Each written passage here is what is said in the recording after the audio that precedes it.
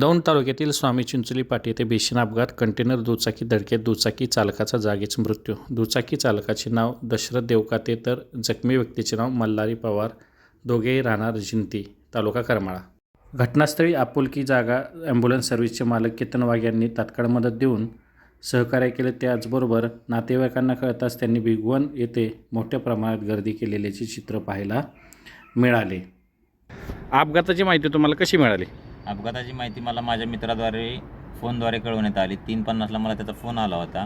ते कळल्यानंतर मी 3 ते 4 मिनिटाच्या अंतराने तिथं पोहोचलो. तिथं पोहोचल्यानंतर घटनास्थळी पाहिल्यानंतर तुम्हाला अपघात कसा झाला होता आणि प्रत्यक्ष परिस्थिती काय होती? घटनास्थळी गेल्यानंतर पुण्याच्या दिशेहून येणारा कंटेनर होता, नागालँड पासिंगचा.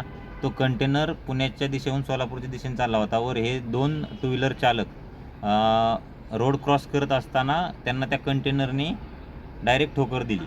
त्यातील एक पेशंट दशरथ देवकाते म्हणून हे जागेवरतीच एक्सपायर झाले होते आणि दुसरे मल्हारी पवार हे जखमी आहेत. त्यांना उपचारासाठी भिगवण येथील खाजगी रुग्णालयात दाखल करण्यात आले आहे. सदर अपघातानंतर तुम्ही दुचाकी चालक यांना काय संदेश देताल?